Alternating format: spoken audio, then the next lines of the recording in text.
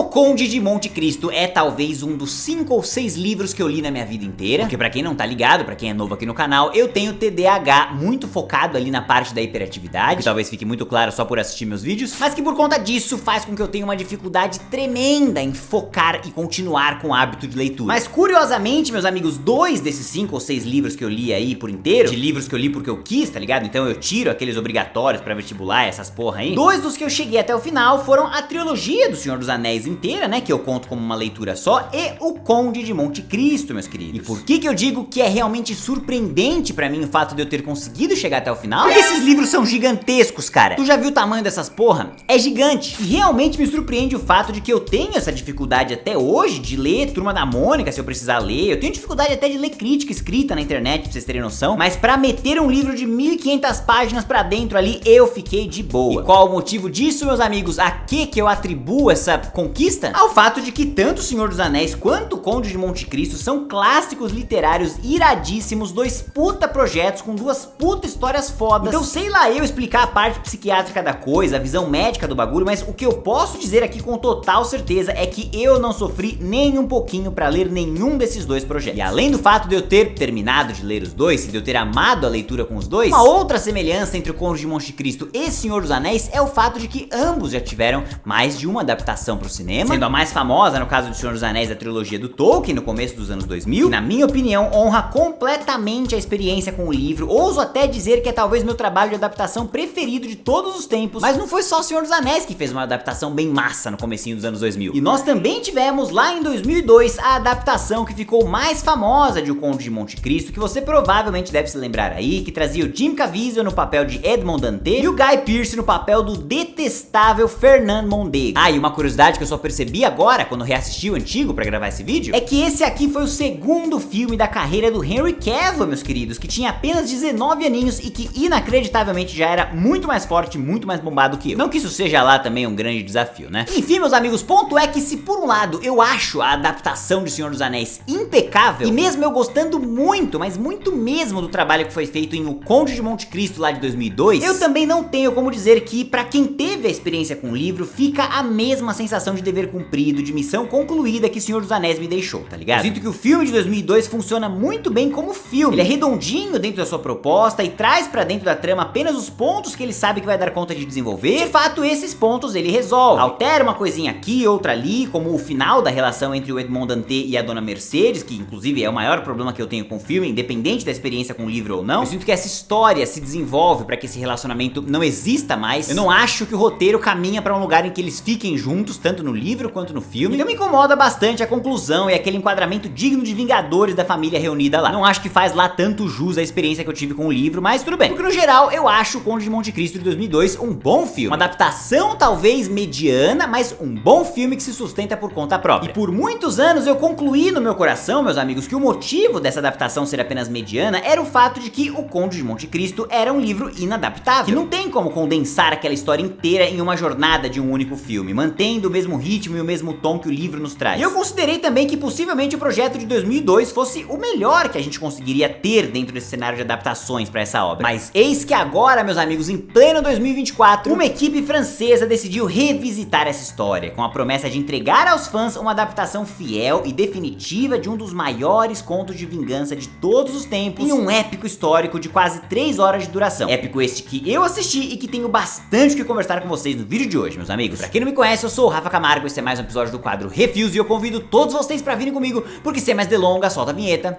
e vamos nessa!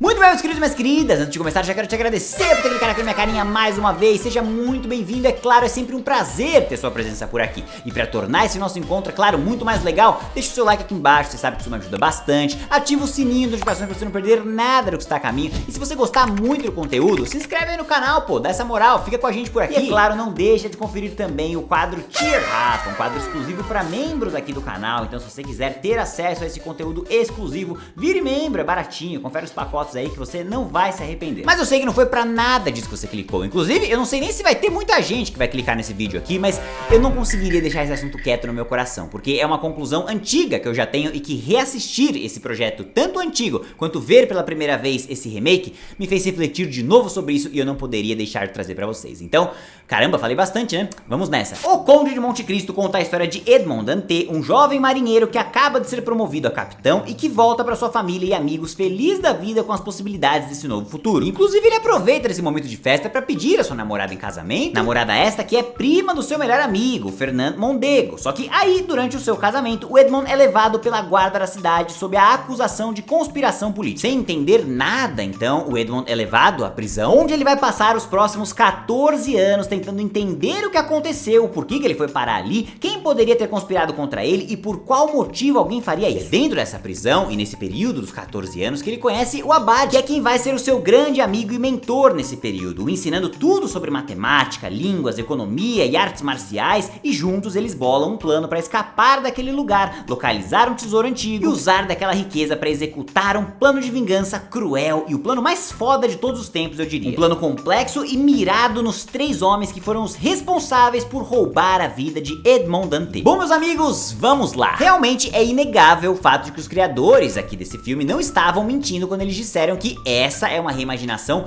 muito mais fiel ao livro. Ela é, de fato, muito mais completa, traz elementos de personagens cruciais para esse conto de vingança que foram deixados de lado na versão de 2002, como por exemplo a participação ativa da Heidi e como seu romance com o jovem Alberto começa a atrapalhar o plano geral. Isso não existe lá no filme de 2002, é muito importante no livro e está de fato aqui. Porém, meus amigos, eu acho que agora talvez seja um bom momento para eu trazer uma frase que vira e mexe eu solto aqui no canal, só que agora eu meio que faço parte do público-alvo dessa frase, tá ligado? 5 palavrinhas que significam muita coisa, meus amigos. Fã não sabe o que quer. São 6 palavras, na verdade. Como dessa vez eu sou o fã, digamos assim, eu posso dar o meu testemunho aqui, mas ele serve pra qualquer outro fã, de qualquer outra coisa. Fã de quadrinho ou fã de anime. Qualquer tipo de fã que está prestes a ver o seu projeto do coração ser levado pra uma outra mídia, pra um novo público. Tudo que a gente quer ver é a melhor adaptação possível, pra que esse novo público tenha uma experiência tão boa quanto a nossa. E como a nossa experiência foi baseada no todo do livro, ou do game, ou do que quer que seja, tudo que a gente experienciou naquela mídia original, é natural que a gente parta do pressuposto que o filme vai precisar trazer tudo aquilo pra funcionar tão bem pros demais quanto funcionou pra gente. Mas essa, meus queridos, é talvez a maior falácia da história das falácias. Esse pensamento não poderia ser mais mentiroso. Só que antes de falar pra vocês o porquê que eu acho que o Conde de Monte Cristo de 2024 pode ter caído nessa falácia, pode ter caído nessa cilada, permitam-me, é claro, pagar os meus boletinhos e trazer pra vocês o patrocinador do nosso vídeo de hoje, meus queridos. Ninguém mais, ninguém menos do que a NordVPN. Felizmente, meu povo, eu tenho orgulho em dizer aqui pra vocês que a NordVPN já é uma parceira do canal. Esse aqui não é o primeiro anúncio dos caras comigo. E o motivo dessa parceria continuar a todo vapor é muito simples. É porque eles me pagam direitinho. Não, mentira, não é isso. Quer dizer, eles me pagam direitinho sim, mas não é só por isso, tem um motivo muito maior. E a principal razão, como eu já comentei com vocês, é que eu mesmo sou realmente um cliente da NordVPN há anos. Então, por conhecer a marca e por usar o produto, eu me sinto muito à vontade de trazer ele aqui pra vocês. Porque aí eu posso recomendar de boca cheia, sacou? Eu realmente acredito no bagulho, eu consumo de fato o bagulho. Então o que é a NordVPN, meus amigos? Pra que eu uso? Como é que funciona? Beleza, galera, NordVPN é um serviço de VPN, é óbvio, que te protege durante as suas andanças pela internet por aí, tanto no ambiente privado, na tua casa, quanto em ambientes públicos, com Wi-Fi desconhecidos de estabelecimentos e tudo mais. Porque vocês estão cansados de ouvir por aí que é moleza um hacker pegar teus dados se eles quiserem, né? Pois é, isso não é mentira. Mas a NordVPN pode ser a sua melhor amiga nessas horas, te mantendo completamente seguro e protegido por meio da sua robusta criptografia de dados e oferecendo o serviço de VPN mais rápido do mundo inteiro. Eu falo de boca cheia que eu nunca fui hackeado, não que isso seja um desafio, pelo amor de Deus. Mas tá achando que é só isso que a NordVPN faz? Negativo. E além de toda essa parte de segurança que é essencial e é a prioridade da NordVPN, eu particularmente também recomendo pela função de alterar a região da sua rede, cara. Isso é maravilhoso. Permite a gente acessar praticamente todos os filmes disponíveis no serviço de streaming do mundo inteiro. Cara, isso foi uma mão na roda tão grande pra mim, bicho. De verdade, eu não tenho uma dificuldade nenhuma pra achar nenhum filme. E além disso, você pode ter a garantia de que a NordVPN opera em diversos sistemas operacionais, Linux, Windows, Android, iOS, e pode proteger até 10 dispositivos simultaneamente com uma única conta. Até a minha geladeira é protegida. E claro, como uma parceria de respeito, a NordVPN não vai te passar todas essas informações e te deixar com as mãos abanando. Então, se você acessar o QR Code que está aparecendo aqui na tela, ou se você estiver assistindo o vídeo pelo celular, acesse o link que vai estar aqui no comentário fixado. Eu e a NordVPN NordVPN, vamos te presentear com um desconto especial com mais 4 meses grátis se você se cadastrar para o plano de 2 anos. Tem negócio melhor do que esse, meus amigos? Olha, eu acho que não. Então acesse o QR Code e garanta o seu pacote especial com ainda 4 meses adicionais se você fechar o plano de 2 anos. Esse é o melhor negócio que você vai conseguir hoje e, além de tudo, é um negócio seguro. A NordVPN, eu agradeço pela parceria mais uma vez. E agora... vamos voltar para o nosso vídeo. Porque cada mídia tem o seu próprio ritmo, cada mídia tem o seu estilo narrativo, eles são muito diferentes entre si. E da mesma forma que uma história precisa levar em consideração a mídia na qual ela vai ser lançada, o mesmo deve ser pensado também na hora de criar uma adaptação de algo que já está em uma mídia. Ver se faz sentido mesmo transpor de um lugar para o outro e se a experiência não vai ser prejudicada, sacou? The Last of Us, por exemplo, é um jogo de videogame com 12, 14 horas de duração aí, cuja imersão no papel do protagonista Joe é essencial, cara, é crucial para aquela história bater tão forte quanto ela deveria bater. Isso num filme a gente jamais ia conseguir. Esse efeito jamais seria atingido num filme, gente. Então que bom que a equipe da HBO chegou nessa conclusão e optou em contar essa história em formato de série, porque isso já melhora as coisas em 90%. Mas aí vamos para um outro exemplo aí, com Uncharted, que também é um jogo de videogame, que também tem 12 a 14 horas de duração ali, mas que, diferentemente de The Last of Us, aqui eu me arrisco dizer que daria super pra gente ter uma experiência redondinha num filme de 2 horas e meia ali. Talvez não no filme que de fato a gente teve, que apesar de eu não achar esse desastre todo que muita gente achou, ainda assim eu não acho que a gente teve uma experiência definitiva de Uncharted que os jogos proporcionam. Mas aqui eu acho que foi mais um erro do filme, do seu roteiro e da condução narrativa do que da mídia de fato escolhida, tá ligado? Eu acredito que Uncharted, por ser muito mais simples em termos de tom e de profundidade, é plenamente possível ser transportado com perfeição pra um filme blockbuster, na mesma maneira que o Indiana Jones da vida, que também tinha ali 2 horas e pouco de duração e que conseguia atingir tudo o que lhe era pedido, sacou? Então o que eu tô dizendo aqui, meus queridos, é que não tem uma regra certa do que vai funcionar num lugar ou não vai no outro. Tem coisa que vai dar bom num filme, tem coisa que não vai dar bom num filme, tem coisa que vai dar muito bem numa série e tem coisa que não vai dar muito bem numa série. E depois de assistir essa segunda versão de O Conde de Monte Cristo, eu começo a me questionar de verdade sobre a possibilidade de adaptar esse material pra um filme, tá ligado? Se isso é de fato possível, porque agora eu tenho 2 exemplos, e 2 exemplos bastante diferentes entre si. Porque se lá na versão de 2002 a gente tem um recorte pequenininho, cara, talvez uns 20, 25% do livro sendo levado pro filme de fato, pelo menos esses 25% representam o todo de uma história que transmite emoção, que cria bons personagens, com papéis e responsabilidades bem definidos ali e com um senso de direção muito claro a todo momento. Então é um problema a gente ter uma adaptação de O Conde de Monte Cristo que usa 25% da história original? Cara, não é que é um problema. Pô, podia ter mais, tá ligado? Mas o filme por si só é redondinho. Mas seria legal ver um filme que tenta explorar mais do que 25%. E bom, é exatamente aí que entra essa nova versão, meus amigos, de 2024, que conta muito mais coisa, que é realmente muito mais fiel, e que traz 1 zilhão de temas que são realmente explorados no livro, inclusive um dos meus preferidos, que eu senti falta no outro filme, que é aquela sequência maravilhosa em que o Edmond Dantès está ameaçando e intimidando o promotor, levando ele pra um jantar na exata casa que ele enterrou vivo seu filho bastardo, e ele começa a contar um conto de assombração incrível ali, deixando o cara completamente perturbado. Então, tipo assim, eu amei ver isso em tela. Eu amei a maneira com que isso foi adaptado. Tá exatamente como eu me lembro. É perfeito. Mas, e sim, infelizmente tem um mas aqui. Acompanha só a linha de raciocínio do custo para que essa cena exista. Para essa cena poder entrar no filme, a gente precisaria que o promotor também fosse um dos alvos do Edmond Dantès, coisa que no filme clássico ele não é. Lá a história de vingança é inteiramente focada no Fernand. Então aqui, para ele ter algum motivo de se vingar, a gente teria que ter uma cena dele fazendo algo pro Edmond antes dele ser preso. E além disso, pra cena bater com a mesma força que ela bate no livro, a relação problemática do filho perdido do promotor precisaria ser estabelecida previamente. Ele é uma peça fundamental para esse momento todo. Bem como o desconhecimento da esposa do promotor sobre ele ter enterrado uma criança viva também faz parte, e faz muita parte dessa cena, para que a gente possa experienciar o desespero no rosto do promotor de que o seu mundo inteiro pode ruir ali naquele momento. Então percebe como é bastante coisa que precisa existir? Tudo isso que eu contei pra vocês aí é apenas pra gente ter essa única cena. E tudo isso que eu contei pra vocês aí dentro de um filme que leva mais ou menos 20 minutos ali pra estabelecer todos esses pontos, só pra que eu possa me deliciar com uma sequência maravilhosa que deve durar mais uns 10 minutos ainda. Ou seja, estamos falando de 30 minutos, 20% mais ou menos do total do filme sendo dedicado a um personagem secundário, terciário, ouso dizer até. Um personagem massa que nos rende uma cena massa, mas que definitivamente não merecia tanto tempo de tela ou tanta ênfase dentro do todo dessa história. E é aí que eu volto ao paradoxo do fã, meus amigos. É irado ver aquilo? É irado ver aquilo. Eu gostei de ver aquilo? Eu gostei muito de ver aquilo. Mas é bom para o filme que aquilo tenha existido?